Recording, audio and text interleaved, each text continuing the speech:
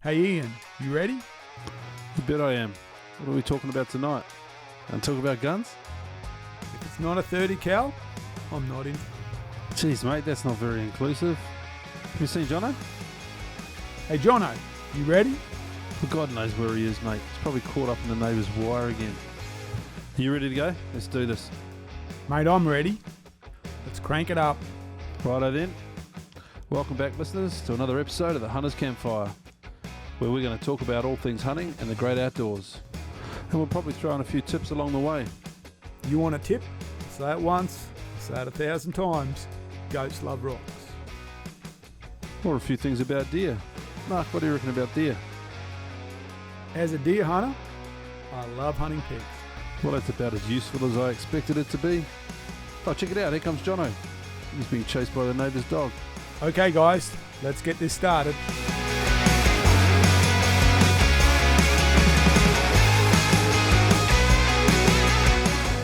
Welcome to the Hunters Campfire. Pull up a chair, get comfortable. It's time for the Hunters Campfire.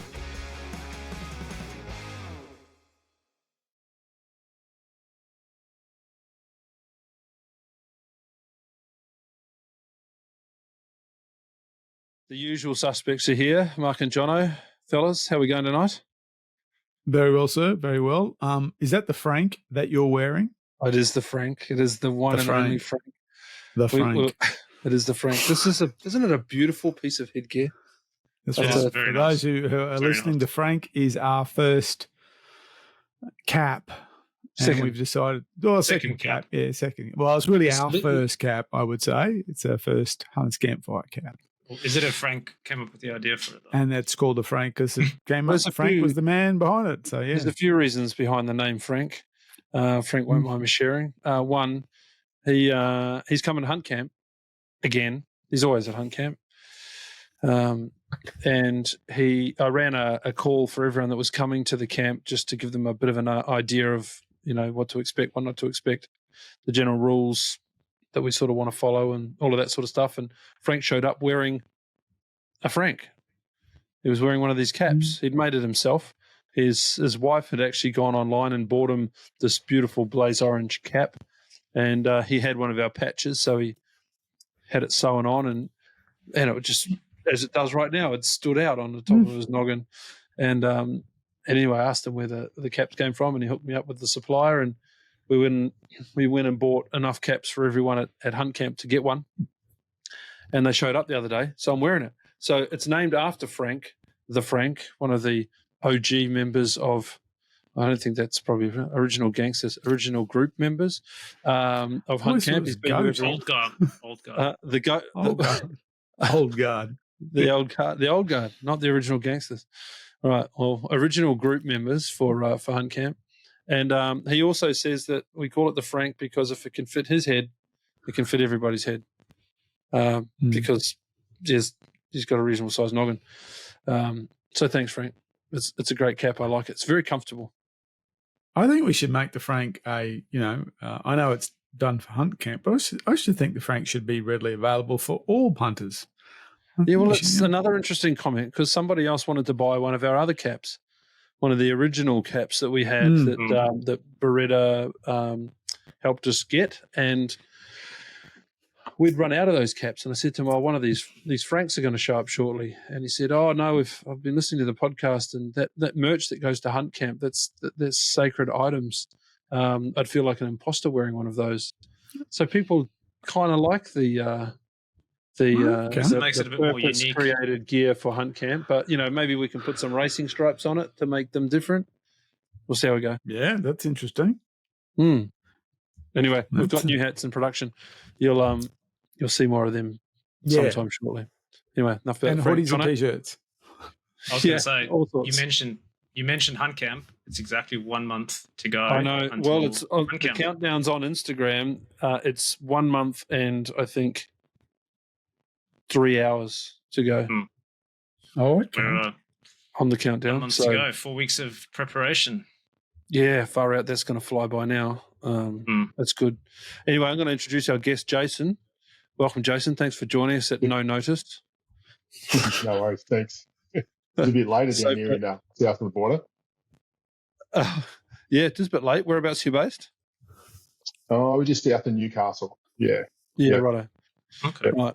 So for the listeners, Jason contacted us on one of the various chat platforms, asking us some questions about calibers and terms and, references and all sorts of things as a new hunter and someone who's new into firearms. And the conversation on chat was going to be way, way, way too hard. So we just suggested he jump on this and join us in the conversation about all of the terms and references that we use when we're talking about rifles and calibers and MOAs and all of the good stuff that a lot of us know. A lot of us may think we know, but plenty of us don't. So we're going to cover that off tonight. So that'd be really good. Thanks again, mate, for joining us. So, Jason, you're the cue, and we'll provide the answers. Well, mate, I really haven't got that depth of knowledge to really generate too many questions. To be honest, I did send you a few in the chat. So wherever you want to start, you start there, and I'll just follow. Yeah, no, Okay. that's fine. All good. So Well, before we do that, one of the ones I did see, I unfortunately couldn't see that the images you sent through didn't come out too well, so I missed that. Mark, before you do that, just before you do that, how's the new block? Oh, We got an update. Sure, We can't just jump straight into the content. Okay, here. sure. So everyone has been following the red deer hunting up Brisbane Valley for a few years. I've looked longingly over the fence at next door because it seemed where all the deer were, and the pigs, and the wild dogs, and the wild dogs making more wild dogs. Last time I was up there. And that actually, I've put some words around it. People have asked me how I got that access, and remember we had Ned Macon on, and he was talking about access and about making yourself useful. Yeah, and that was what it is. It was. I never could see a reason for me to knock on next door to say other than say, "Hey, can I come on your land?" I had nothing to offer him other than that, But when we saw wild dogs on his property, I had something to talk to him about. And I went over and said, "Hey, look, I've seen some wild dogs on your property.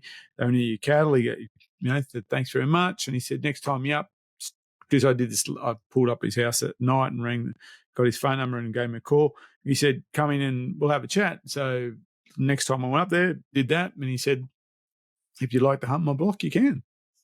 Nice. So it was really, being useful. So last week I had a chance to get on there, and there's deer there. You've seen the videos. Saw the videos. And it is a spectacular. It's not real big. None of those blocks are real big, but now basically I've doubled my footprint. And it's almost like it's the two parts of the block now make sense. It's the steep, heavily timbered, goes in the shade after midday section of the block. Perfect. That's right. So, the block I've been hunting is the always in sun, right up to sunset, faces west, always copping it. So you had to go into the heavy stuff to find them. This block, and it's split by a crest. Once you go over that crest, you're in the darkness. It's it's dark from midday. As soon as the sun passes the apex there, it falls in, and it's steep and it's heavily timbered, and they're just in there. They're just there. There's cover for them, so they like that. They're there, and it's got a big creek running through it. It's got a couple of dams on it. So I was in the first part, saw them below me. They didn't see me at all at about 200 meters. Just kept walking and saw a good good lantana patch. That I'll keep above that, and saw those three stags at 50 meters or 52 meters. Didn't even know I was there. So, and as I kept walking, I saw more deer all the way through. Saw another set of 3 deer and saw one hightailing. I must have bumped one somewhere in there. But yep, they're there. So and lots of pig sign. So that's going to be. I'm going to have my raw up there, and I'll move between the two blocks depending. I'll just listen now, and if they're over there, I'll head that way. And so yeah, pretty exciting. Beautiful. It's a good chunk of dirt now, and it really makes sense now. It was almost like I was only ever hunting half of it geographically. Now I'm hunting both sides, so it makes a lot of sense. So yes, Good very job. exciting. Good job. Good work. Mark became useful. Yeah, so become useful. That's good. Jono, Good- what's good going on? advice. Anything happening in your week leading up to all of the things that are going on around deer and hunt camps and things like that? Have you managed to get out of work and think about it? Went away camping on the weekend with Adam and I went up, my son, up to Kenilworth just to get the camper trailer out and start doing some tweaking and making sure that it's ready to go. So yeah, starting to get into prep mode now, starting to make a list, which is new for me. I'm not a list person, but I'm learning from you, Hells. Starting to make lists of things that I need to pack. My and wife here things I says need to she's buy. gonna laugh so hard. I'm not a list person either. But You when are. it You comes, told me you make lists all the time. I'm not in life. I'm not a list person, but for hunting, I'm absolutely a list person. Yeah, open the lid of any box that I've got, and there's a list on it that says what's in this box. Yeah. See, I'm not like that at all. But this year, I don't want to forget anything. So. I'm so structured with my hunting because every minute of it's so important. You know, if you only get out a few times a year, you know, I want to be able to look at that and know that that ran out and that ran out and it needs replacing, not guess, not get there later and find out that I've forgotten batteries or any of that sort of stuff. It's, that's Well, just that's what I'm become a doing. huge focus. That's what I'm doing now, is getting that ready, making sure I've got everything. It's not on there, put it on a list, make sure I buy it, and then I've got another list to pack. So yeah, starting to get everything ready for hunt camp because I want to make the most of that. I didn't go last year. I went the year before, but I only came down for 2 or 3 days, I think, just to pop my head in and say hello. Yeah. But now I want to hunt hard, so I need to be ready, and I just want to hit the ground running, really. Yeah. Yeah, just getting everything ready. 25 odd people coming into camp. It's a lot of hunters. That's not quite twice, but close to twice the amount that were there last year. Last year was a really good time, really good blokes. Just doubling up on the numbers is going to be excellent. So we're really looking forward to that. We've got some good guests that are coming into camp. Come and have a chat to us. We'll have one of the rangers come in, spend some time with us. Got some good stuff from Zolio coming in. Yeah, it's just going to be a fantastic time. So, 4 weeks to go. We'll be right into it. I also doing a whole bunch of strip down and repack of the camper. It's probably got 4 years worth of stuff in it that needs ripping out of the back containers and shelves and things like that and just restocking. Need to make way for new bits and pieces that need to go in there to support the camp. So, that's an important part. Changing subjects really quickly. We had another conversation going on in parallel to Jason's with a fella, what's his name? Hunter Blake. Now, I'm not sure if his real name's Hunter or his real name's Blake. Hunter's a real name. So Says Blake is his real name. Anyway, could be Hunter this Blake. fella. He's talking to us. He's going into the same area, into Nundle, the week before we are, on his very first solo hunt. So he's going for a week, doing what all of us really want to do, and that is backpack into the gnarly stuff and just spend a week by himself chasing animals in the deep, nasty parts of Nundle. And he's chatting to me from a hospital bed because he's just had his appendix out. So what a great time to get your appendix out just after we drop all of the episodes about e-scouting. So off he'll go. He'll be able to get onto Google Earth and learn how to use it properly and all of those things. But shout out to Hunter Blake. Good on him for going and doing it.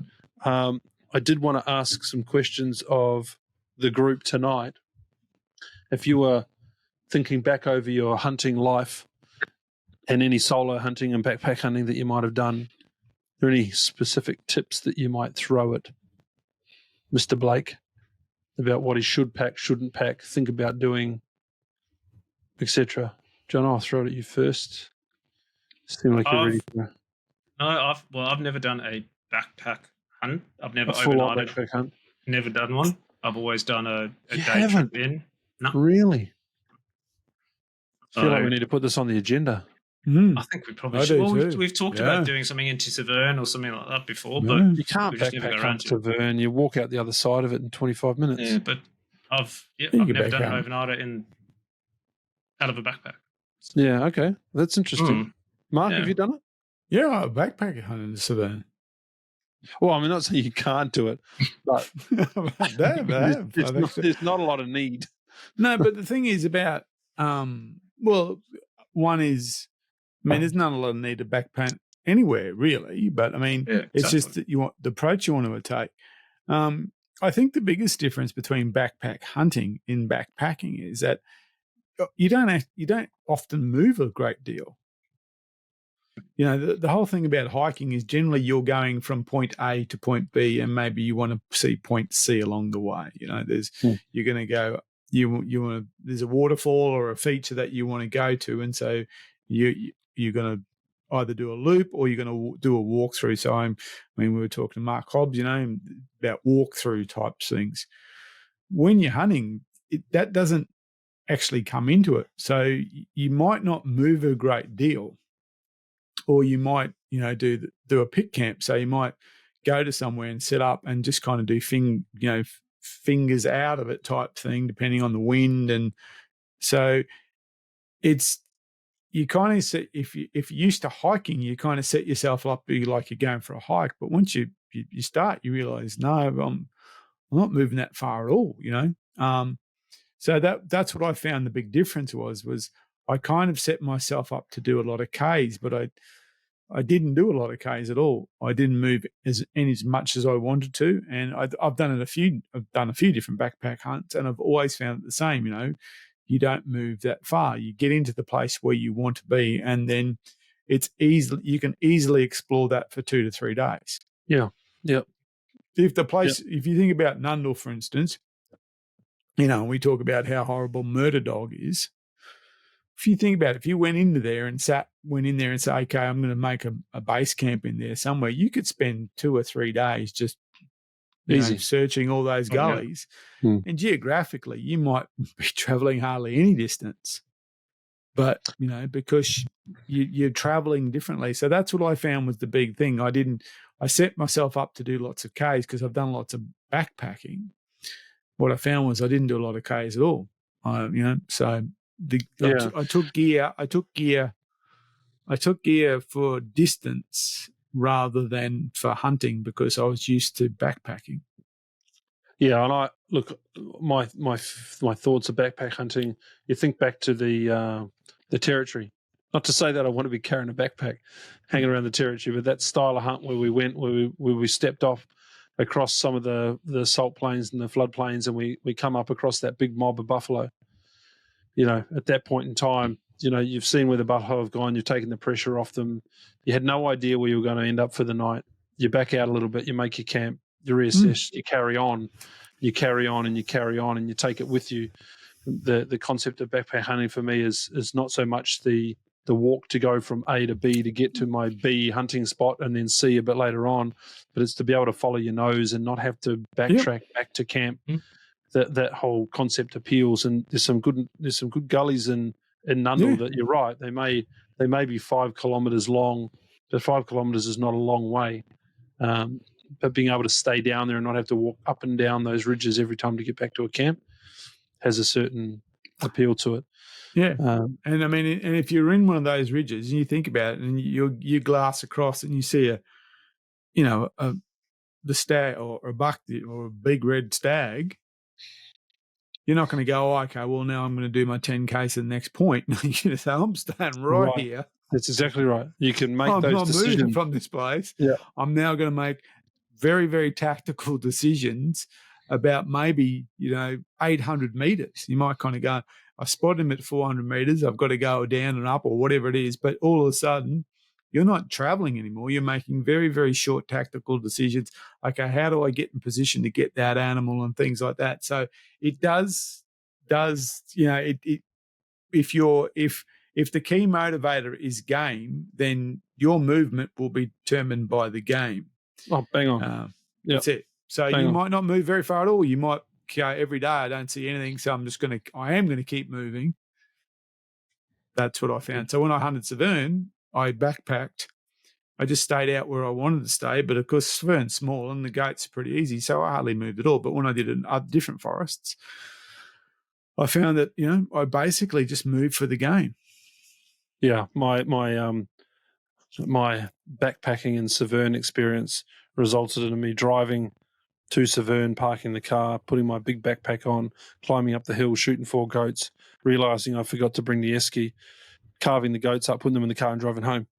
That was it all in one afternoon. Yeah. So it doesn't always go to plan. But yeah, sometimes you'll bump into the game and there's no reason to carry on. Don't leave game to find game, so they say. That's right. That depends whether you're chasing monster stags or what. But back to my original question, in your experience of backpack hunting, was there any particular things that you would consider taking that you forgot to take? I suggested to him that he takes a good book, because your brain can take over when you've got lots of downtime. And sometimes it's a really good idea just to be able to take your mind off your mind. And even if you're over there to recharge, and that, a lot of blokes can't sit there by themselves for too long. They get itchy and they start walking around, and then they're scenting the place up, and they're sort of blowing up the area that they spend a lot of time getting into. So, taking enough things to be comfortable sitting for periods of time, either glassing or waiting for that, that main heat of the day to go out, was one of my tips. And it doesn't have to be heavy the whole time. Some people may hate me for saying it, but every page you read, you can put in the fire. You can reduce that load as you go if you don't want to keep the book. I agree with being comfortable while seated. That's a really important one. And the other one is, water. That's always a big consideration. So how are you going? What's your water supply? So are you going? That's it. So how are you going to maintain water supply and water discipline? That's the big one. And if I was spending a few days in Nundle, I'd be taking some salt with me for this. Oh, hell yeah. Leeches. And I said take a 2x2 metre tarp and a chair that you can sit on, that you can pack in. Get out of those leeches. Make sure the tarp is a light colour so you can see the leeches crawling across it. Yep. And you can burn them with your blowtorch or whatever else you decide to take in there. But those little bastards. Those things are Jesus. Yeah, wrong time of year, wrong part of the park, and you're chasing leeches all day. Yeah. You're getting a what is it when they drain the blood out of you? It's called a medical thing where they nick you and drain your blood out. Oh, okay. Yeah. Bloodletting. Yeah. Bloodletting, that's it. Here we go. Yeah. Bloodletting. Yeah. Have you had any hiking experience, Jason? I know you've said that you're only just getting into hunting, but have you had an experience with being in the wilderness on your own? Yeah. Well, I spent heaps of time up in the bush. We live near the coast, but the bush is just behind us. So taking the dogs up there. I've done a few big hikes with a group in Tassie, and last year we went out to the Himalayas and spent some time over there as well. But they're long, steep climbs and doing lots of Ks and lots of stairs. And it was, good. Yeah. Good base fitness. Great. Yeah, I mean, it was a challenge. Yeah. And what's moved you to wanting to get into hunting? Great question. Yeah, man, I've been thinking about it for some time now. Yeah, man. My original response to another guy that asked me that question was, I wanted to, through COVID, and the risk of not having to be able to get, that you could actually harvest some meat for yourself and your family, not relying on the supermarkets. But then I thought a bit deeper than that, and I really can't put my finger on it. It's just, a couple of years ago I started thinking about it. I've not grown up around hunting or had a dad that was a hunter. I grew up just with my mum and my brother, but my dad was actually a hunter. He sent me a set of buffalo horns for my 18th or something, and I didn't really respect them, and they've gone by the wayside and all the rest of it. So I think it's really just a thirst for knowledge and new experience. It's from listening to you guys on the podcast and other podcasts, and the depth of information, skills, or knowledge you need seems to be never ending, and that's attractive to me. You could really get into so many rabbit holes, I guess, that seems to be difficult when you're first learning, because you just keep going off and you're not really learning anything. It's easy to go down the rabbit hole. It's easy to go around all the rabbit holes. Rabbit holes. Yeah, but sometimes it's easier to take a little bit of advice and get going. Sometimes some people want to understand all the detail first, and it's an interesting one. And then you'll move from that, and you'll end up in a situation like you come to one of these camps or another one somewhere where there's lots of different people, and like we put these things on, and we've got a little bit of experience that we can share with new hunters as they come along. But you know, the continual learning is excellent. There's always going to be someone that knows something else that can butcher a different way or cape out or do. There's so much to it. It's it becomes a passion. Another experience I had that sort of, I was working for a mine. I've got an environmental background. Yeah, I mean, so I'm like working enviro for a mine, and we had guys on there doing some feral animal eradication, and I went out with them. They trapped some pigs and shot them. Yeah, I mean, when I was there, and that's the first I've really experienced of some animals like that. But when you sort of sit behind a desk and you talk about feral animal management, they're all got to be, I mean, they've got to be taken out of the landscape. It's easy when you're behind the keyboard in an office somewhere talking about that stuff, but actually seeing it up front wasn't challenging, but just made me realise that there's people out there doing it. And it's more than just, we have to do more than just talk about it. If you know what I mean, it was the experience of seeing that happening. So I thought, oh yeah, okay, well, I've got to learn a little bit more about this as well. Yeah. Good on you. Yeah. Well, before we dive a little bit deeper into that, I just wanted to mention that we launched our Valhalla Tactical partnership the other day. We've thrown a few things up on the socials. Jono will drop a link somewhere here. Won't you, Jono? I will, mate. Hit the marker now. And we'll throw a banner up there. You'll see a little bit more come out from us over the next few weeks about all of the stuff that they have available. It's worth going and having a look, just about all of the things except for the rifles, the ammo, and maybe the camo hunting technical clothing that we like. They have so much more of the rest. The hiking, the boots, the Garmins, the bits and pieces we've spoken about, with packs, bino rigs, etc., etc. It's just a hell of a great online store for the bits and pieces that we like. We've secured a discount, so when you go in and look at buying your products, put in the discount code Campfire, and you'll get a discount that has been put aside for hunters that listen to the podcast. And we're going to share that right throughout the hunting community. We're not going to keep it exclusive to the Hunters Campfire listeners. We want everyone to get involved with that and really show that there's a big market here for hunters that are out there purchasing bits and pieces. So get behind that, go and have a look, and use the Campfire code word. So that's all I'll say about that. Don't forget to drop that in. Which we'll post up on the socials as well. All right. Let's get into the basics. Okay. Let me start off. So you said you have fired. You've shot a firearm before.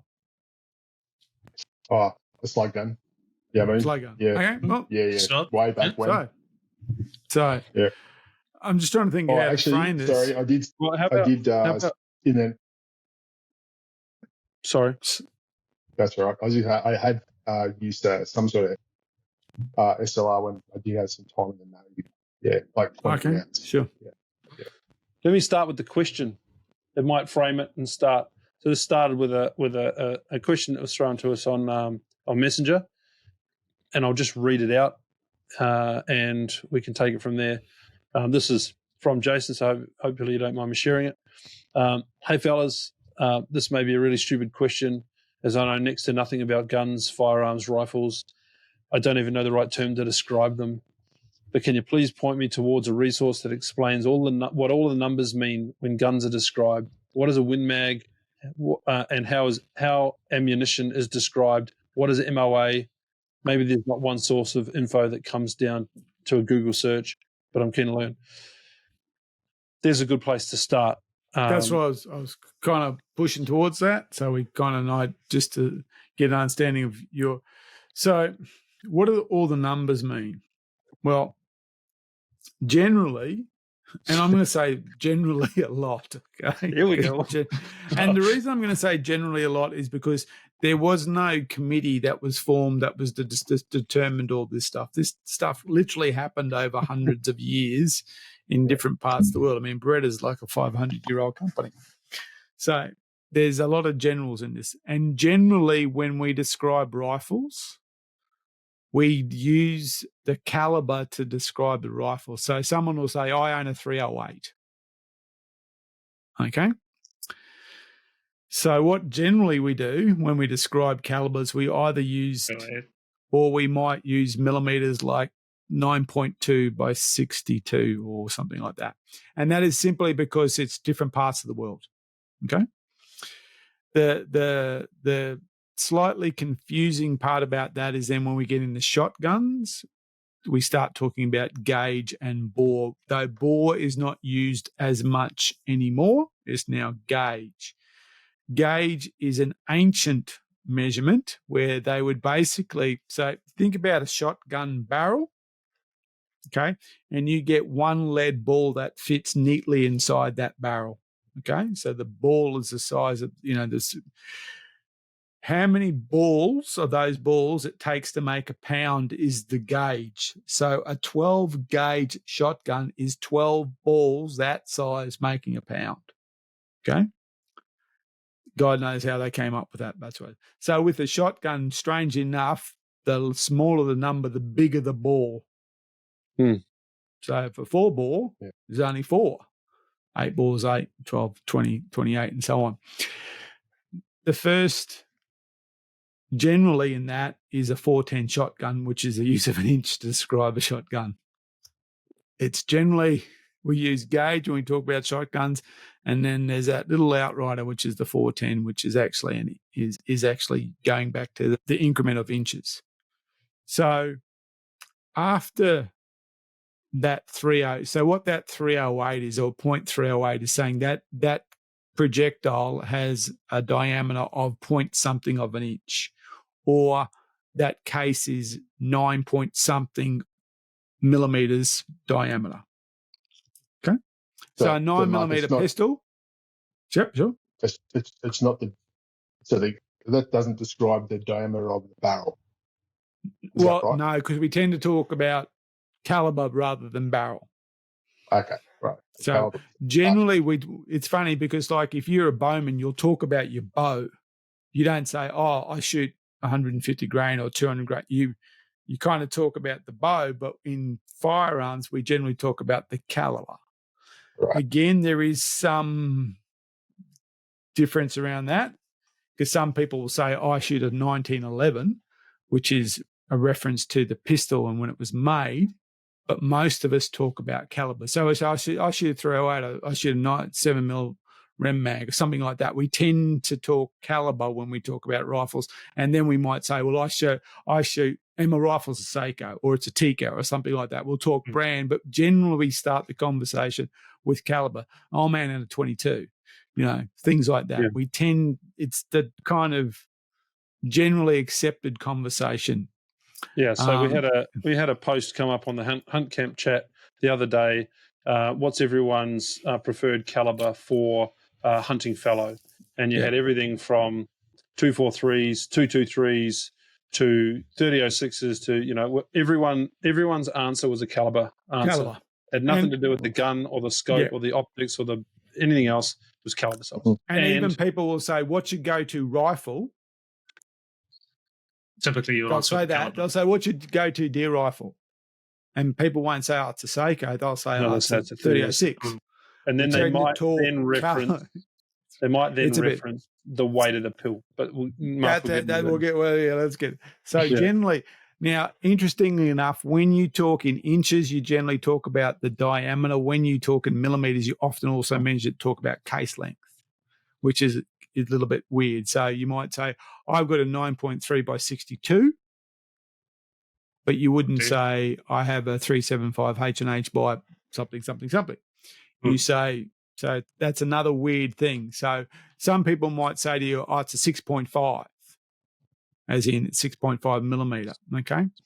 So when you then get into, and you also said, what does win mean? Okay. So a lot of those abbreviations are simply manufacturers' versions of that. So there's more than one type of 308. In fact, I could create a 308. I could do what's called wildcatting and create the Hunters Campfire 308. We could do that. We can actually wildcat. Let's do that. Well, not many people might buy it, but we can do it. So Win is Winchester. So Rem is Remington. So what happens is if you actually look at the box, it'll say 308 Winchester or Win, which now the thing about that is most 308s that you're ever going to encounter are a 308 Win. Okay. There is different types of 308s out there, but the majority of them are like 99.99999% recurring are going to be 308 Win, but most people say 308.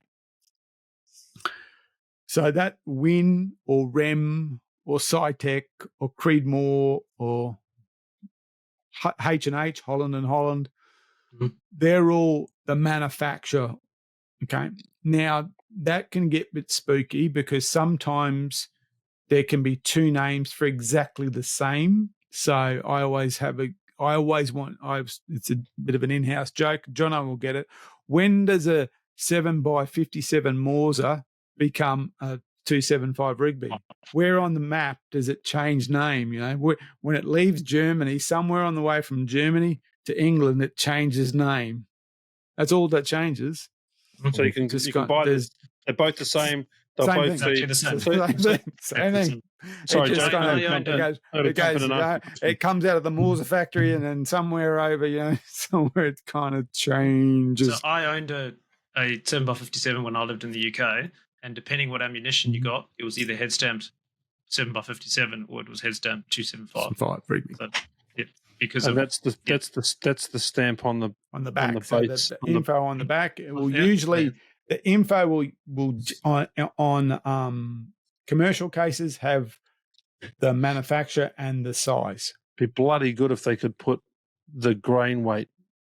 Yeah, that would be useful. Wouldn't that be helpful? So on the barrel of a rifle, it won't say 308. It'll say 308 Win. Pause. So yep. Okay. I'm asking Jason's questions now, just in case he didn't know. You said that there were lots of different types of 308 manufacturers. Is it the same, or do I have to have? It's not the same, right? Whereas that's what it is. No, I was going to say, wait, if they all say 308 Winchester or Win, yes, they're the same. Sure, but the H&H, different caliber. No, same caliber. There will be something slightly different in the casing length or something like that. Because a 308 H&H rifle.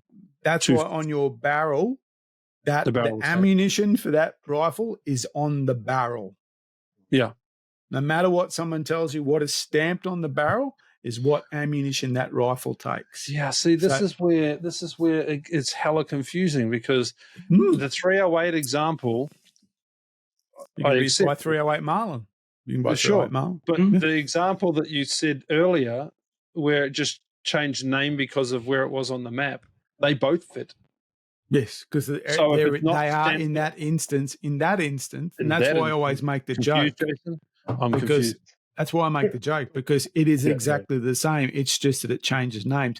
But if I was to wildcat something, I could make something. What does that mean? Wildcat means it's you manufacture something. You invent a new round. So like the 257 Roberts, that's named after. So someone, or the 35 Whelan, a guy called Whelan created this round called the 35, based on a 35 caliber.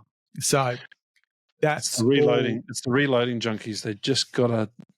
They love it. Well, it's more the fact that it's competitive marketing. Sure. So so there is a 375 H Holland and Holland Magnum, but there's also a 375 Ruger. Now they are both the same projectile in diameter, but they are different case lengths because Ruger wanted to make a safari rifle based on an action that they had lots of, whereas the 375 H&H is a specific action. So you get manufacturers play around this, and it's the same with the 6.5. There's 6.5 Creedmoor, which everyone thinks, you got to have a man bun, but there's a thing called a 6.5 Swede, which is also the 6.5 or 55. And then you get the cool. yeah. Cool. So it gets very confusing. So what I suggest you do is what's on the barrel is what you want to put in that rifle. Yeah, okay. That's the simplest direct line of sight. Okay. And it probably will say on the barrel 308 Winchester. It probably won't even say Win. They usually spell that out. Yeah. Okay. Can we? Last time we talked about calibers, about this far through the conversation, we said, "Bloody hell! Whoa up! Stop! Let's start again," because we've gone through 1,000 numbers. All of a sudden, we've used H&H's and Wins and Creedmoors and casings and head stamps and all in about 5 minutes. Sure. Can we go to the standard calibers? I say standard. Sure. The ones that are very common, and talk through the difference between what because you can get a 22 and you can get a 270. And there are similarities. Well, actually, there's they're not even similarities. There's components of that are the same, even though. What are you talking about? Twos and twos. That's right. That's it. There's a two in there. Thank you. It's like right. It's like saying Iran is the same. The basics. The basics. That's like saying Iran is the same as Australia because they both have A in the title. Because they're both on planet Earth. So with and this is the trouble is even that is not an easy thing to explain. And I'll give you an example. Okay. So if you look at a 308 Winchester, okay, you can go, okay, it's a 308.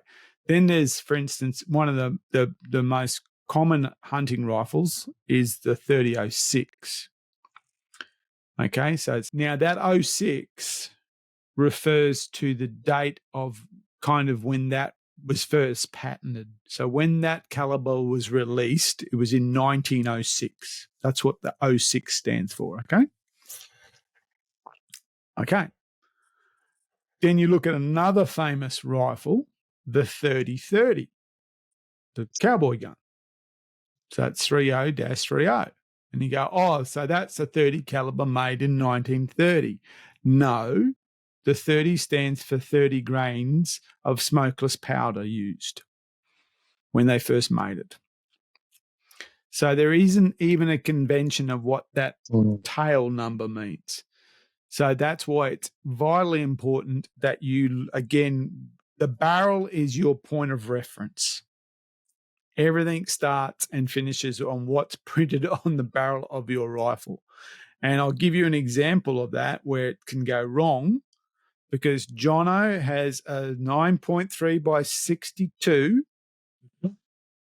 and Beretta sent us some 9.3 by 66. Yep. And it fits in, but it don't work.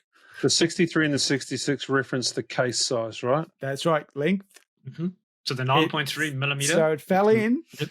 And when Jono saw the pig, it went click, and it didn't go off. No, I couldn't actually. That's why I couldn't close the action. Wouldn't close because it was 3 mil. So that's why it's really, really, really, really important you get used to it. So when you ask questions about ammo, the first thing about ammo, before even we get into different types of ammunition, is that we want to get the right ammunition for the right rifle. And I've been sold, I remember years ago from Gun Exchange, I bought some 223 and they gave me 222 and it looks exactly the same until it doesn't load. So that's it. So that's the most important thing. But I was going to say on that as well, the importance of the ammo being right is because a lot of calibers are based on other calibers of the same case. So, for instance, you take a 308, if you neck down the case to 6.5, well, 6 millimeter. Which means what, Jono? The diameter of the case, you neck it down, you make it smaller, and you take it down to 6.5 millimeter, all of a sudden that's now a 243. Yep. But the case is exactly the same length. So it's a 308 case. They've taken the diameter of the neck and made a hole in the front smaller. Yeah, that's now 243. Yeah, and so it'll go into a 308 because the action will be exactly the same. But if you shoot that off, you're going to have a bad day. Well, it probably won't. It won't probably fire, but that's it. So always refer back to the ammunition for the rifle. So whatever someone's saying, oh, you should buy this. So what that is for a new hunter, what now becomes really important about that is if someone says, oh, you should buy this rifle, okay, ask them how much the ammo costs. Mm-hmm. Yeah. And ask How them about the available is it? availability of the ammo, because that's where it's without ammo, it's just a poorly designed cricket bat. That's it. Yeah. So ask about the ammo. So, okay, someone said, I should buy a 6.5 Creedmoor. Sure, that'd be really good. What's the 6.5 Creedmoor cost me for 20 rounds? Okay, what's the 308 cost me for 20 rounds? Okay, that then helps me make decisions. So if someone says to you, well, I reckon you should select one of these 3 rifles, ask them how much the ammo costs. Yeah, So see, I have a minor difference in opinion on that, and just say I'm less concerned about how much the ammo costs. I'm more concerned about its regular availability. Availability is the next question. Because you can get a 308, you can get a box of 308 for $50. You can get a box of 308 for $110, $120, depending on the brand and the quality of the round that you buy. Yeah. It's more about, you go buy that rifle and that round is. I had I think it was the 7mm Rim Mag at the time, and I decided I wanted to shoot Hornady rounds. And when we went through the ammo shortage, it took 18 months to get rounds. Yeah, that's it. Of the round that I wanted, because the US bought everything. Whereas 308, very, very common, very, very common, and rounds and availability is so much easier. And that's it. So that's the kind of next question. What do they cost and how readily available for them? Because that's also going to be, as Ian points out, that's why, for instance, 308 is so popular, because you can basically buy it just about anywhere.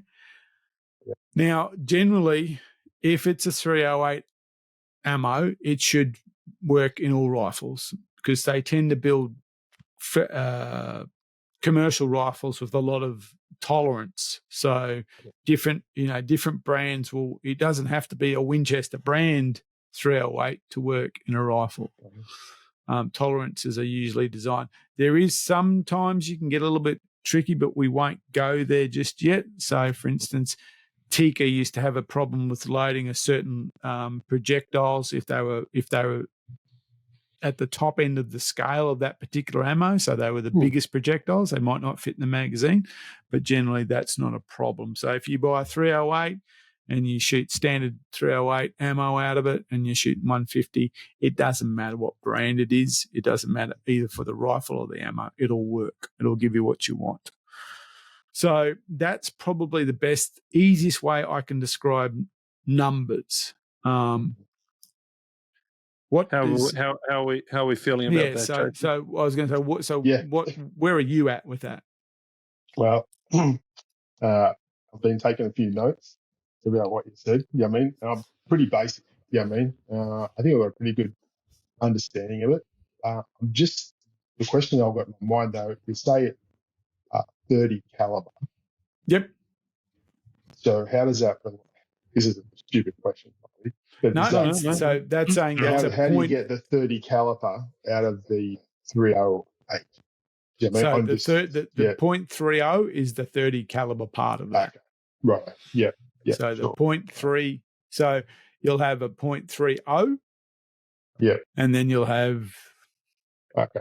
Well, then we can go anywhere. You got 357s, so 320s, 375s. Yeah. They're all within the 30 range, but there can be a 30. 30, there can be a 32, there's a 310, 310B.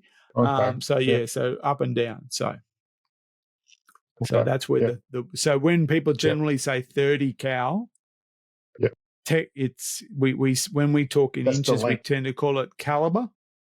Caliber. Yeah. Yeah, we tend to call it caliber. The diameter is the diameter. Yeah, the diameter. Yeah. The diameter. Yeah. So that's right. Length can be all sorts. So, did you say you're in the Navy? Yeah.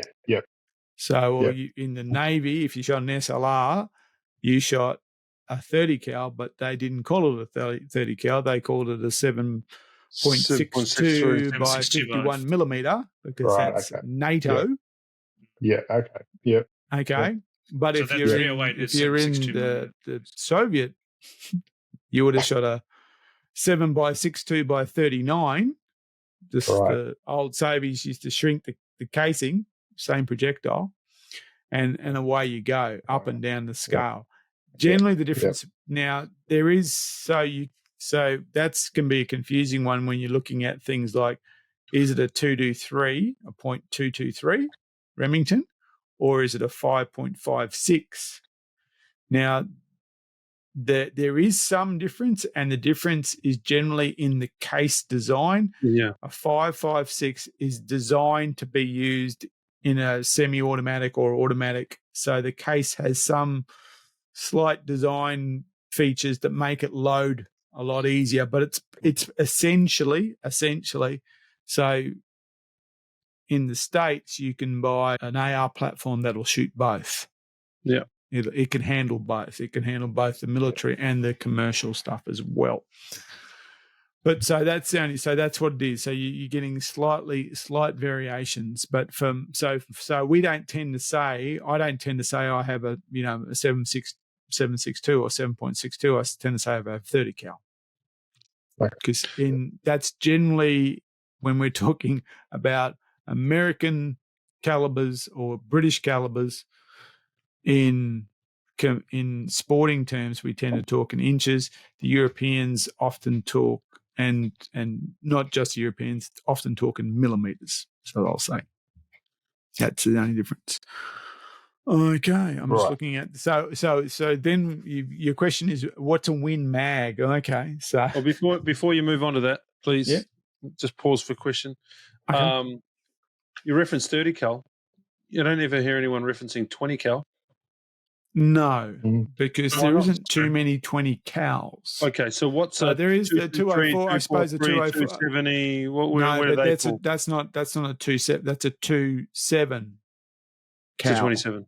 To 27. 27. And a 24 and a 22. 22. Okay, so the increments are more granular. I suppose the 204 is a 20 cal.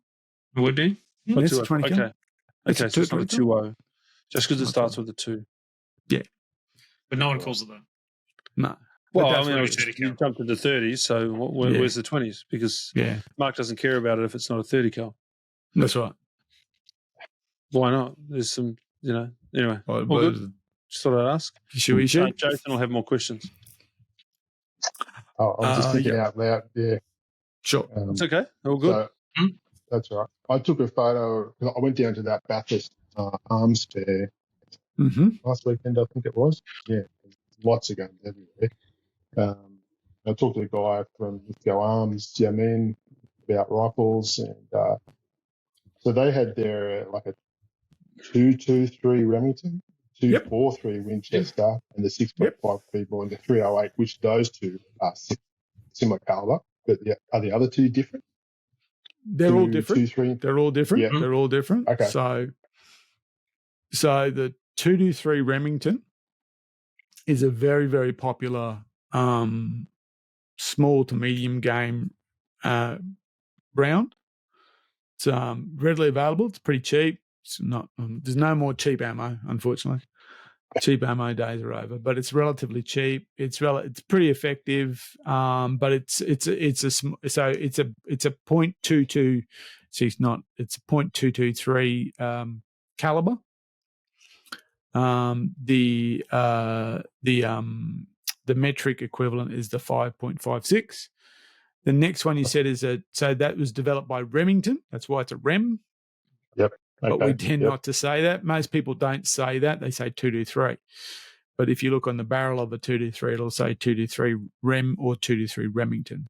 The second one you said was a 243 Winchester. Yep. Which is a very, very popular round. It's very effective. It's a good, not a bad place to start. If you want to build up, it's not a bad thing. Having a 243 is never a bad thing. But it's a .243 caliber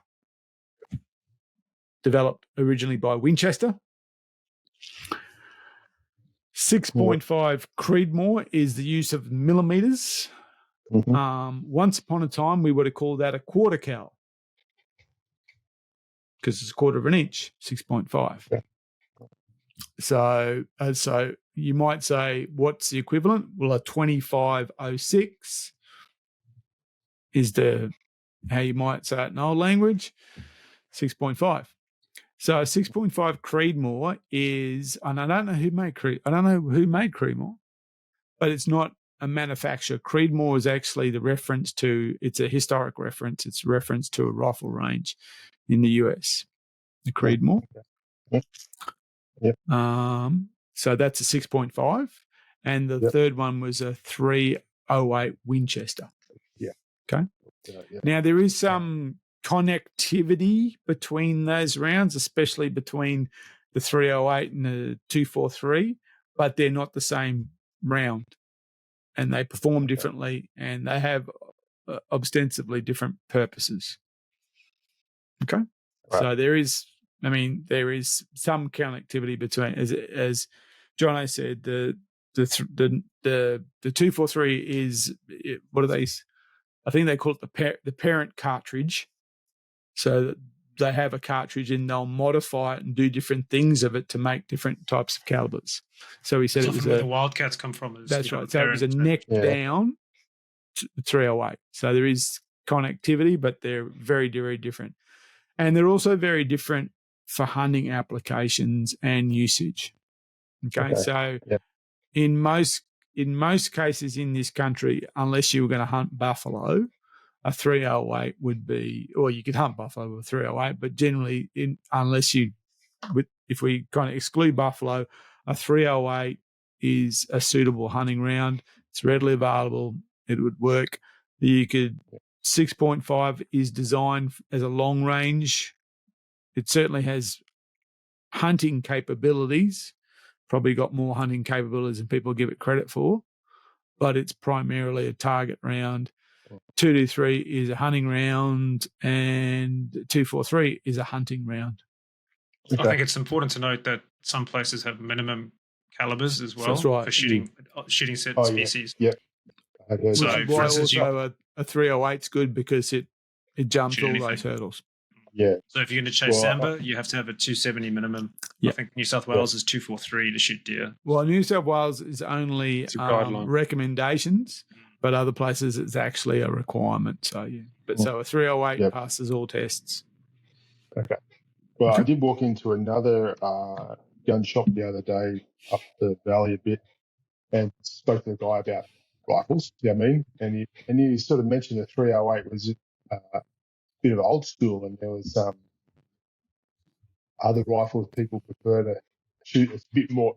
So there's more things more popular now. I don't know. Sure. What I mean? That's true. I mean, fashion is this is a retail market set for, and and it's not so big here, but if you have known anything about the States, it's like, that saying, if you want to, what's the fastest motorbike in the world?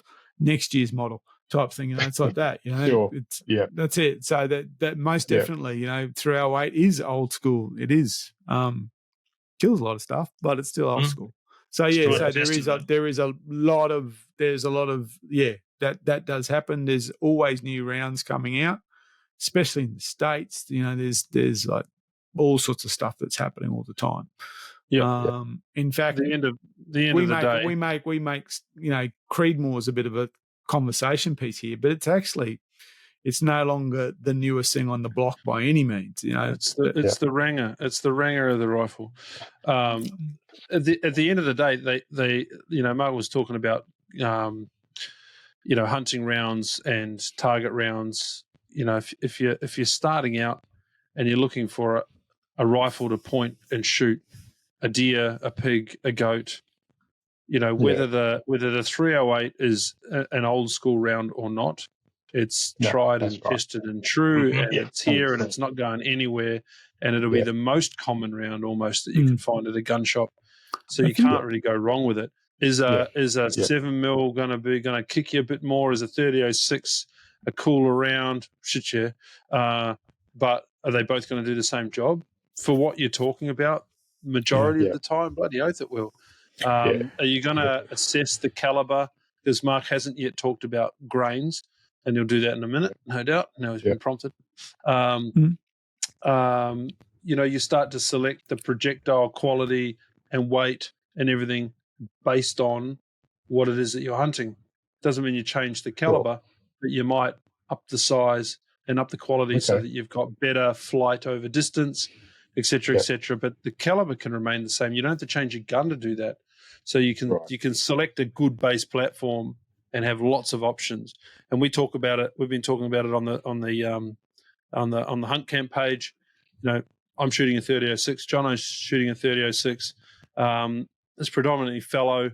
You could knock fallow over with quite a light pill. You know, especially the does. But we're optioning up a little bit because we're out there chasing bucks and they're bigger and they're hardier and they can soak up more lead. That same rifle that I'm shooting for, you know, a smaller fallow deer is, you know, a big Labrador weighs more than a fallow doe, right? But the same rifle we used up in the territory and shot a buffalo. Yeah. Okay. Yeah. Like so. Now I'm not saying that you should go and buy a 30-06 as a buffalo rifle. You probably choose something else if you're buying something fit for purpose.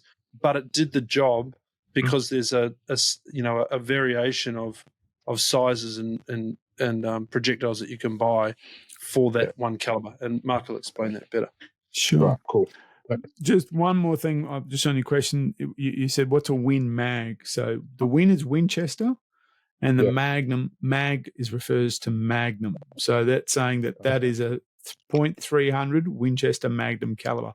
Now, Magnum's another one of those words that is kind of an aerosol word. It tends to kind of get used a lot. But the idea of a Magnum was that basically, to make it as simple as possible, it was the idea of developing casings that would allow you to shoot a projectile with more oomph. Right. Okay. Yeah. So, you know, Dirty Harry, this is a 44 Magnum. That's right. Yeah. Yeah. So you can buy a 44. In fact, the 44-40 was a Western round. The 44 Magnum is basically a supercharged version of a 44. That's probably the easiest way. So a Winchester mag, so that is a .300 or a 300, because you generally don't say the point, you say 300. Winchester Magnum. So that's simply referring to a caliber type. Yeah. It's a naming convention. The other thing you've got there is MOA. MOA is one of those interesting ones. Basically, MOA is minute of angle. Yeah. I did that. So it's referring to 1 minute, so 1/60th of a degree at 100 yards. So you're shooting within that. So if your rifle shoots MOA, technically it's saying it shoots with less than 1 degree deviation, up, down, left, right, of a 60th of a minute of angle. Now, that's a whole lot of shit to try and measure. So generally so there's kind of like an agreement that an MOA is basically a 1-inch box at 100 yards. So if you shoot a target and you can put 3 holes in a 1-inch box at 100 yards, that rifle is shooting MOA. Okay. And if you go out to 200, it's a 200. It's a 2-inch. 2x2. Because that's right. It steps out. Cool. It's actually something like 1.047 of an inch, but it doubles. It doubles every 100 meters. Right? It's still the same. The ratio remains the same as you step out. Yeah. So you got So when they say this rifle is MOA, because they generally say that. They say MOA. They don't say 1 MOA. They say MOA. They're saying they tested this rifle at 100 yards and they shot it 3 times at a target, and the 3 holes appeared in a box that was 1 inch square at 100. Most rifles come out of the factory now shooting MOA. That's normally the guarantee. MOA is once upon a time, MOA was like, well, there's a joke that World War II was won by 6 MOA guys who could shoot 6 MOA at 100 yards, shooting 8 MOA rifles. Scatters like that. So now, you know, MOA and sub MOA is not that unusual. Most tickers will shoot some MOA out of the box. Okay. So if you bought a second-hand that's MOA. rifle, sorry, Mark, if you bought a second-hand rifle, Yep, would sure. that mean that it doesn't, and you have to do something to It's modify like it to buying a second-hand car. It's like buying a Right. second-hand car, only driven by grandma Yeah. to church on weekends and stuff like that. So that's it. What's the That's mileage one on of the the barrel? problems with okay. second-hand firearms. It's like second-hand anything. And there's a lot of things you can do or not do over the life of a rifle to reduce its accuracy. There's a lot. It's not hard to make a rifle not accurate. Mhm. So that's a serious question to ask yourself. Well, and on that, just to go and make the whole world harder, my 30-06 sighted in with 180 grain Seiko rounds, right? So the grain referring to the weight of the projectile. So it was sighted. So it was a 30-06 with 180 grain, and it was mint. It was perfect. I really enjoyed shooting it. I ran out of those rounds, and I could only get 170s, and I happened to get a box of 150s. Okay, so exactly the same size, but the projectile weight was different. Right, everything else is the same. I put the 170s in, and it was all over the place. Cool. Like to the point, John and I were at the range, and we were wondering what the hell was going on. It went from being MOA accurate at 100 to did it even hit the A4 piece of paper? Yeah, right. Okay. Right, which I thought was very bizarre. Now, there might have been other factors, sure. Dropped the 150s in there, went back to MOA accuracy. Yeah. Okay. Some rifles do not like some rounds, and there's reasons for it. Yeah, that's it. Yeah. So we'll move to that. So when we're now talking about projectile size or weight, we use an ancient measurement called grains. Yeah. Not grams, grains. Yeah. And just to I be do notice 100% clear, Mark, we're talking about the bit that flies out of the front that's of the right, bullet. the projectile. The The projectile. bit that goes out the front, right? The part that's making sure. projected. Yep, the projectile. So though if you look at the Seiko box, they'll actually have it in grams as well now too, You should put don't in they? brackets. Yeah, they do. Do they now? So, yeah, they do. And so does Norma. They'll have it in grams. But basically, so they measure the weight of the projectile. So the diameter is fixed. So they measure the weight of the projectile in grains. Cool. And as Ian was alluding to, there's even within a standard caliber, there is different weighted projectiles, and there's also different designs of projectiles. So the weight of the projectile obviously has a lot to do with both its performance once it leaves the barrel and its performance once it hits meat. So that's a consideration. So, and it is very true that certain rifles will favour like a weight or weight range. I had a lever action, a 44 Magnum lever action, and it could not shoot 180 grain, but it would shoot 240 grain. 180 grains were just you couldn't get any accuracy in it. Went to 240, it stabilized, it shot really cleanly. So it can happen. So you tend to try and find if you're not reloading your own ammo, you tend to find a brand that works well with your rifle, and you tend to find a weight range that works well with your rifle. And again, for the 308, the 150s are about as reliable as you can get. So and on that, I was going to say, when you with the weight of the projectile, if you're shooting a 30 cal, so a 308 and a 30-06 shoot the same projectile. They're both the same diameter. It's a 30 cal projectile. They can both shoot the same weight. The difference comes in on the case. So if you buy you'll buy a .308 projectile in 150 grain or 180 grain, you can load that in a 30-06 or a 308. It's a really good example. Yeah. Okay. Yeah. So the only difference in that good example that Jono gave you is that because the 30-06 is ultimately a bigger case, it's got technically more oomph, so it can shoot a heavier projectile. But the oomph is And- coming from the amount of powder that Powder you're putting inside. inside the case. Sure. And when we talk about the ability to shoot a projectile, we talk about stability. So what's it like in the air? Yeah. So if you get a 308 and you put a really big projectile in it, you might be able to load it, but when it leaves the barrel, it won't be stable. There's a question about stability. So and that generally stability comes in at the higher ranges of within the weight class of a particular projectile. So a 308 can shoot probably comfortably around 180 around that. A 3006 will go up to about 220 because it simply got more grunt, so it can stabilize a bigger projectile because that's what we want to do. We want to stabilize it, so it's more accurate. So when it flies through the air in a way we want it to fly. So that's how we tend to talk about projectile weight, and then we get into projectile design. Projectile design are generally designed for one or two things: shoot paper or shoot meat, and they're designed differently because they end at a different place. So we want them to do different things.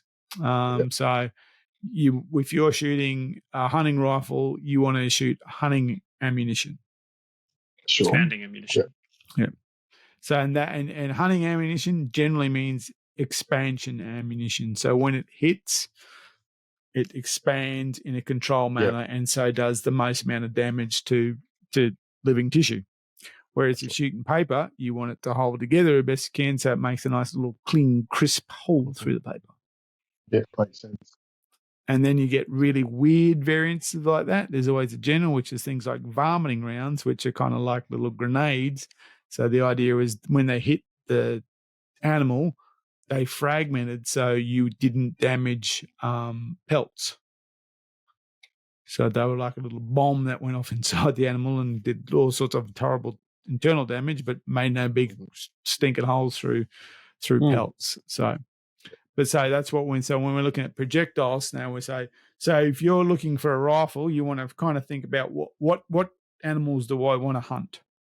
Do I want to hunt rabbits? Do I want to hunt foxes? Do I want to hunt hares, goats, pigs, deer? And then there's a bit of variation in deer or buffalo. So I want to get an idea of what I want to hunt. You can hunt down. So you can use your buffalo rifle on rabbit, but it's not particularly wise for the rabbit or for dinner. It's a pretty good way to a pretty good diet because there's not going to be much left of the rabbit. So you can hunt down, and that's why we tend to talk about when we hunt deer, we tend to use 30 cal because whilst you could argue it's too much grunt for what we're doing, it does provide you with a lot more options in terms of the terrain and all that kind of stuff. So it gives you a bigger margin of error, if you will. Well, and a scope. We might be hunting fellow buck walks in front of you. You're covered. We got red deer in the same area. Red stag's quite a bit bigger than a fallow stag. You've still got a projectile that's going to take care of it. Big hog runs past you and it's got massive fight and shoulders on it. And you want to put it through that. Shoot the deer. You can always shoot deer, mate. Big hog with hooks. That's a lifetime. That's a bell ringer. Get that one. So that's what we tend to do. So we by going 30 cal, we're kind of giving ourselves a wider range of application. By selecting hunting rounds, we're selecting rounds that are ultimately giving us the outcome we want. So that's where are we at? Where are we at with you? Yeah, Jason, where are you at now? Any questions or anything coming out of that? No. I think I've got a pretty good. I haven't got a fantastic understanding, but I'll follow you. Yeah, I'll follow you logically. But sure. Yeah. Pick me. When it comes to what's up, Ian? Picking. Ian's got a question. Where does barrel twist come into it? Okay. That's about stabilizing. Yeah. And how do I select my ammo based on twist rate? And so let's explain twist rate. for Jason, and then tell me how to factor this into my decisions, if at all. I'd actually say you don't need to, but let's talk about it. All right, let's talk about it. You do need to bet again. It's application. So from a hunting application, it's not that important. Well, let's explain what it is. So basically, you know why a rifle is called a rifle? Because it has rifling in the barrel. Yep. Okay. That's why we call a shotgun a gun, because it's a smooth bore. It's a gun as opposed to a rifle. Right. Okay. That's the difference. That's the difference between a rifle and a gun. That answers one of your questions, Jason. Yeah, you do. Yeah, absolutely. So when we say shotgun, we tend to talk about smooth bore. Yeah. A gun is though I believe artillery guys call guns, and they've got twists, but again, it's confusing again. But basically, in the standard sporting parlance, if it's a smooth bore, it's a gun. If it has rifling, it's a rifle, and of course you can get rifled shotguns, but that's even more confusing. So we won't worry about that. Right. So if you think there's like a spiral in there, so the twist rate is basically the measure of the twist over a certain length. So they'll say 1 in 10 or 1 in 12 or something like that. So the higher number, the more twists within that length. More twists mean you can shoot longer, not wider, but longer projectiles. Okay. Yeah. Over greater distance because it stabilizes them more.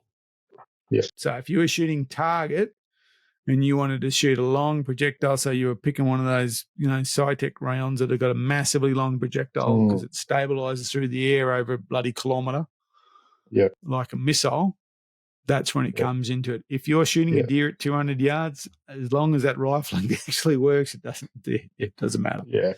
Yeah. So generally hunting rifles have a hunting barrel, because we're now talking about the barrel, has a less twist rate or a lower twist rate than a target rifle, because again, about stabilization and what you're shooting and how far you're shooting and things like that. Yeah. Okay. So generally, so people will talk about twist rates, but very few deer hunters who shoot deer at 200 yards. So, well, it's because I had this twist rate that I shot that. No. Yeah. So unless you're going for a custom rifle, twist rate's not really going to be an issue. And basically, if you go look at the Tika site, for instance, and you look at the T3s and you look at a certain caliber and then look at different models, you'll see there's different twist rates, but that reflects what that model is designed for. And the higher twist rates are generally designed for more target or varminting rifles rather than a hunter rifle. Yeah. Okay. Yep. And the other thing that comes into play there with barrels is barrel weight.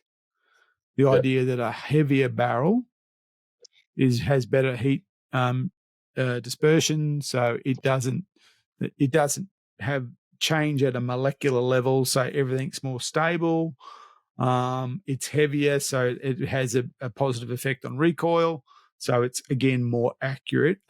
Whereas hunter barrels are usually pretty light because you got to carry them. Unless you're Ryan. Yeah. Dude's got a PRX now, mate. He's all good. Does. That's right. He's gone the other way. So that's it. So generally, a hunting rifle has a lower a smaller profile barrel because of weight.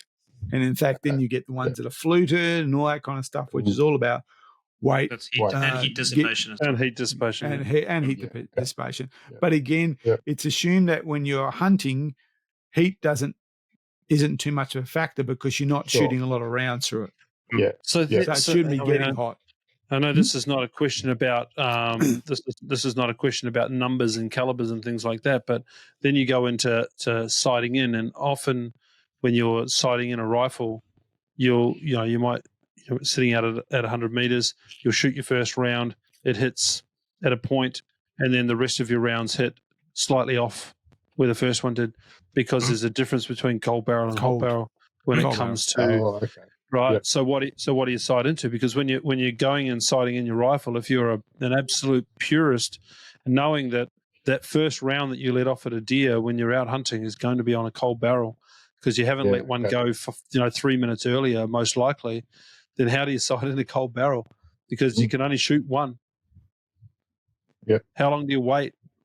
Summer, winter, all of that sort of stuff. You can go to the range and you can shoot a round. It can take probably half an hour for that thing to cool down. No one's got the patience. How do you deal with that, Mark? I think I asked this when we were out before, and you had a pretty good answer. Was the difference is this much. I'm shooting a target this big. It's still dead. But I'm shooting a deer has a heart about that big. Yeah, look. Yeah. So I've not if it shot hits the left ventricle or right ventricle, there's no deer that goes, oh, that only hit the left ventricle. I'm okay. No. And it doesn't go in and come out nicely either. So yes, cold barrels, that they call that dead cold or something like that. There is a term about that, cold barrel. And again, if you talk to target guys, that's actually really important. Yeah. You go to the bench rest guys, they don't like to shoot after 10 o'clock because of the heat and things like that. Sure. So yeah, that really affects when you're measuring your shots in millimeters or less than, parts of a millimeter. That becomes vitally important. If you're hunting and the difference between your first shot and your second shot is your pinky, then it's not going to matter too much about when you punch it through its heart. Yeah, and that's the reality of it, or you smacking in the shoulder and which you hit the shoulder. So it's not going to matter that much. Obviously, if cold is significant, then I've got to realize that. But you learn that from shooting your rifle. You kind of go, okay. So if it's a big jump, you go, oh, okay, that's not good. But if it's a small jump, then you just probably accept the fact that that's the reality of a hunting rifle. Yep, and that reality can change based on the weight of the barrel. Like the lighter the barrel, the bigger that is potentially going to be. That's right, because the heat dissipation becomes more. There's plenty of people that'll go to the range with their rifle. They'll want to set up. They'll want to just make sure everything's perfect, and they'll get so frustrated because the first one's here and the other two over here, and they don't factor in the cold barrel scenario. And generally, like Mark said, it's okay. It's usually okay. And again, there's things like barrel length that has a lot to do with heat too. And all those, so that they are all real true factors, but again, they become more and more important the further out you're shooting.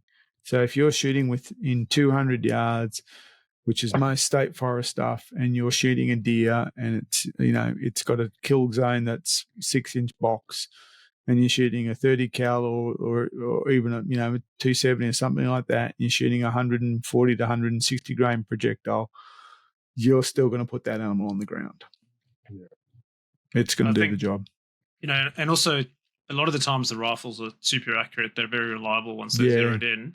It's the person behind the gun. You need to practice from different positions. Don't just go to the bench, the range, and shoot off the bench, because the animals aren't going to be, standing somewhere where you get a nice dead rest. Practice shooting from a standing position, seating position, prone position. Really practice those positions to make sure you're comfortable with them. That's right. And it's a really good point. The most inaccurate part of any rifle is the operator.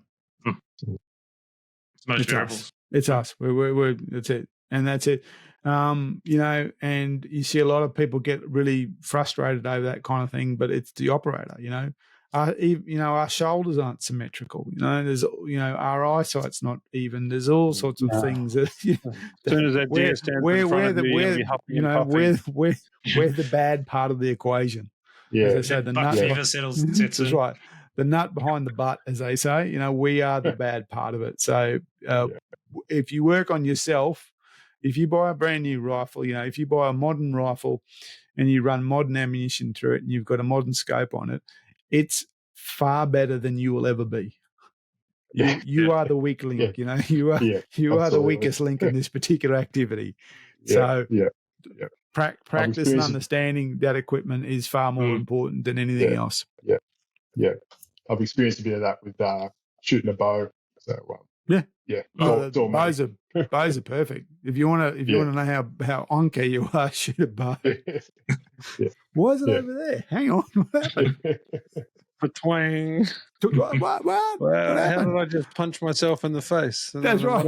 Yeah. So that's it. So that's it. We're completely the weak link. Anything? I suppose the next, unless there's no question, the next question moves to scopes. Yeah. Right. Yeah. Oh, Ian's got something. No, I was thinking about this earlier. No, carry on. It's okay. I won't change the train of thought. Sure.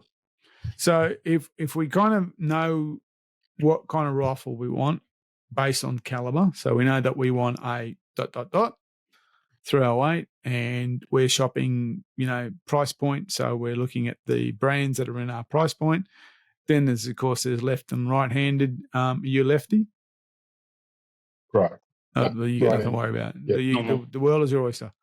And come in, sir. They'll be 30 for you to choose on. If you're a lefty, there'll be some old beaten up thing out the back that they might let you look at. So in you go. So it'll become price point, and it will come about kind of fit. Fit is a funny thing. Ian is going to Victoria to get a shotgun fitted. Because that's what you do when you're at that competition. But for most people, when they're buying a hunting rifle, shouldering it and finding about how it feels when it's on your shoulder. Is it too small? Is it too long? Is the cheek piece? That's how you feel. There is obviously a science to it, but for most people, again, it's about how it feels when you pick it up.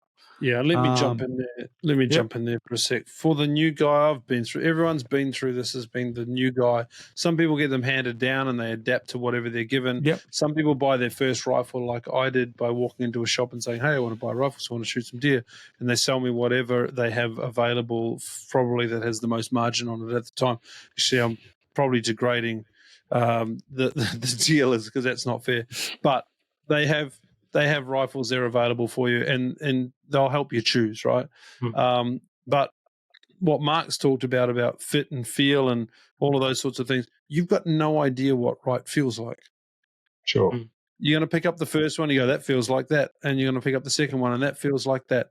And this is where clubs are awesome. This is where going to SSAA or going to the ADA, joining a local club, even going to a come and shoot day, whatever it is that you can possibly do so that you can go and shoot at a range with someone else's rifles and figure out what feels nice is just so valuable. And clubs do that. No one else can do that for you. You won't get that at a shop. They'll tell you how great this rifle is, and it may be great, but to Mark's point, if it doesn't feel right, it's not right. If you've been into bow hunting, the whole process of selecting a bow, a lot of that comes down to feel and fit. You don't get to try that stuff with guns. You can try a bow because they often have the ability to do that in the shop. Can't let rounds off down the main street of Toowoomba. No. They don't tend to like it very much. So it's a hard. How do you deal with it? It is a hard one, and as I said, one of the advantages of being a righty is at least you'll have multiple ones to pick up and put your head against and stuff like that. The other thing is if you look at enough rifles before you buy, you'll probably find that certain brands seem to fit better. For instance, I've never owned a Browning because I find them too short. Yeah. Okay, they just are too short. That's just, however, that their standard make of what they make that rifle for is not someone who's my height. And I know, though I find the European rifles tend to be more suited to me. They seem to be longer, if you will, or what you call a longer. Won't go those measures, but they feel better for me because I don't feel cramped up. I don't feel like I'm grabbing something that's too small for me. So it's a tricky one. And Ian's suggestion, like going to a range, going to a club, even if and joining a club and people have rifles there, and then if they allow they said, "Can I shoulder that?" That's a great way of finding things out. But it is it's a something you learn over time. You kind of go, yeah, this is right for me. No, it's not. Yeah. But even if you learn over time, you will probably find, if you're like me, you end up modifying anyway. So most of my rifles are modified for fit. That's one of the things I modify. Yeah. Though some of the newer rifles, especially like Tika do it, the BRX do it, Savage do it, Benelli do it. They'll actually have an ability to adjust for you to adjust that rifle. Mm-hmm. Yeah. So they'll have adjustments that you like. Generally, with the butt length, you can put different pads in it, so you can actually get some adjustment. They have different types of fore ends and stuff like that to suit your hands and also things. So a lot of rifles now do have a modular approach, which means you can actually experiment with fit a lot easier. So that's one of the real improvements. Once upon a time they were what they were. That's exactly it. There it is. Yeah. Okay. Yeah. And you see, this is where you step up to a slightly more expensive rifle, and in some cases, the Benellis that we're using. How many adjustable components, John, do they have? Do you remember? It's like 30 different points or something. 30 different points of adjustment on the rifle, and you're buying a better rifle. But I'm not gonna stab in the dark at age, but I'm going to say if you're a 45 to 50-year-old fella and you've got a little bit of disposable income, you can get past some of these issues by just leveling up a little bit and going to something that's fully adjustable, and then spending some time with some people that know what they're doing, and you'll end up with a rifle. And that's the great thing about rifles. They last. You can replace barrels. You can do bits and pieces to them to keep them forever. Take your time making the decision. Spend the money that you've got, but then we move on to what Mark was talking about before, and that's optics, because there's almost a ratio of how much you spend on your optics compared to your rifle, and it's more. Yeah, just put a shitty scope on there. Ultimately, your optics, other than your actual physical contact points, so your shoulder and your paws, your optics is the integration between you and the rifle. That's where it starts and finishes. So that's really, really an important component to it. And there is no use on trying to scrimp and save, cut corners on optics. Yeah. You're just cutting corners on yourself. That is where I've yet to see. I mean, some brands do very, very good versions of optics for competitive pricing, but there's no hidden brand out there that will give you high-end optics for bargain basement prices. It just doesn't exist. People will tell you they do, but they don't exist. And the weird thing about optics is no one believes how good optics can be until you stick the thing on. So no one, whoever's bought it, no one is. Don't try it. That's right. Don't try it. If you can't afford to buy it, don't look through it. Because that's it. Swarovski is the no one who ever owned a Swarovski thought it was worth owning until they tried one and they went. I have a story on that. How much money? How much money you want? Just like that thing. I don't want you to talk about it. I got a friend of mine that's been telling me all about it for so many years, and I don't want to bring it up in case he's listening. That's it. You just go, people go, how good it can be. Oh, it's that good. Okay, sure. Yeah. That's what happens. Point John, you saying that? What were you saying, John? I said I've got a story about Swarovskis where I was sat in a high seat in the UK and I had a pair of cheap Bushnells. Nothing wrong with Bushnells, but they're pretty good binos.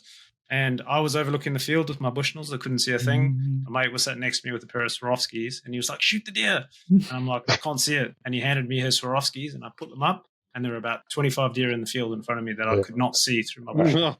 I went and bought a set of Swarovskis straight after that.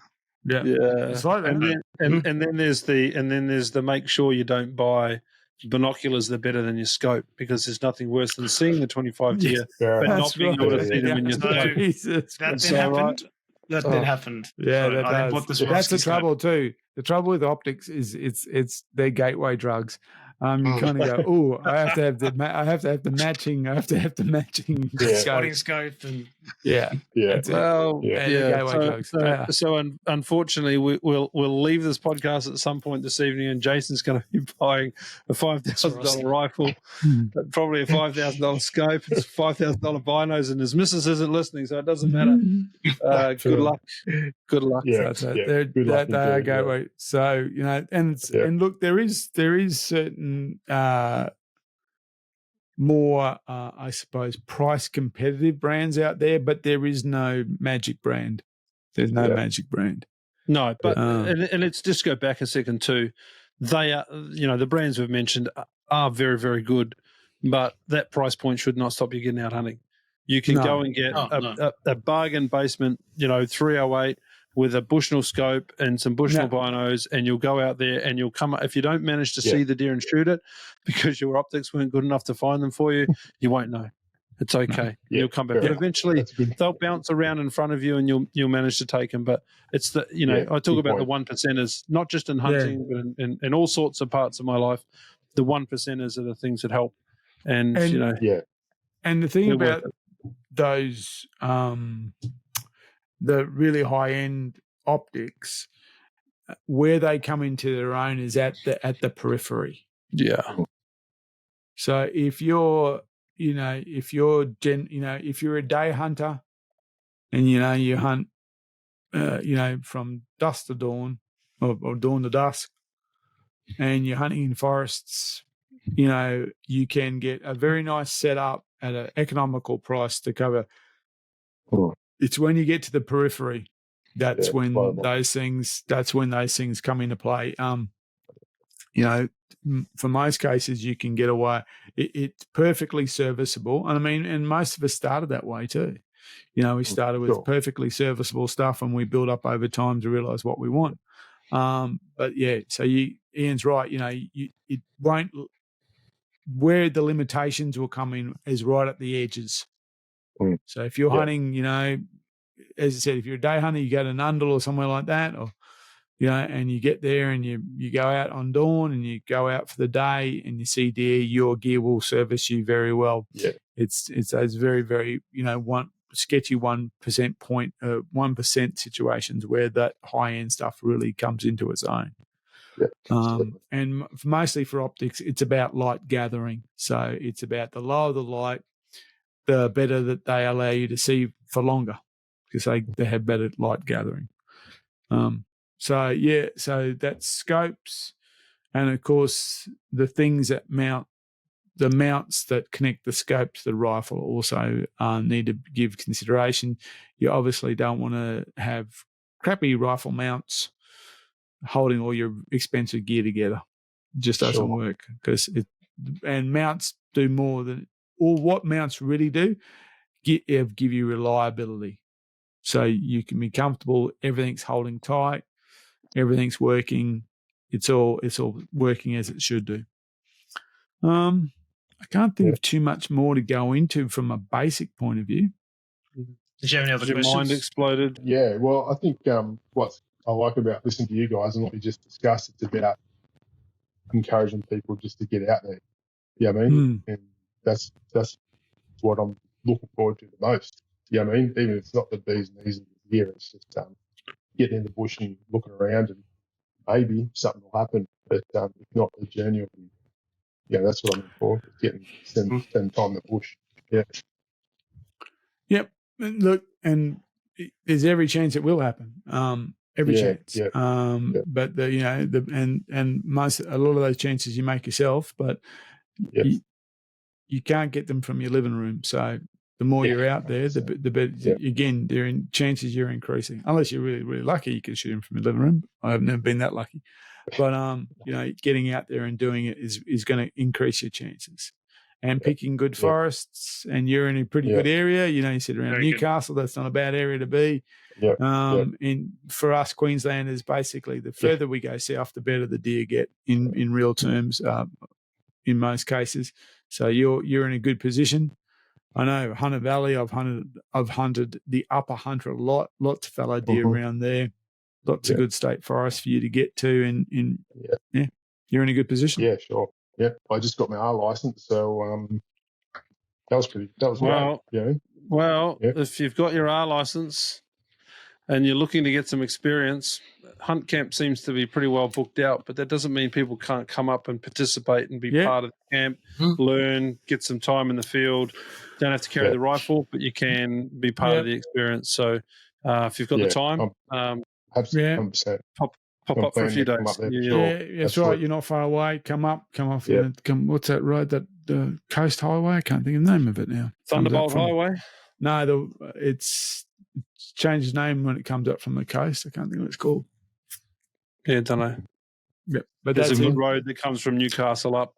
Basically turns into Forest Way. So you're welcome to come up. But, looking forward to it. Yeah.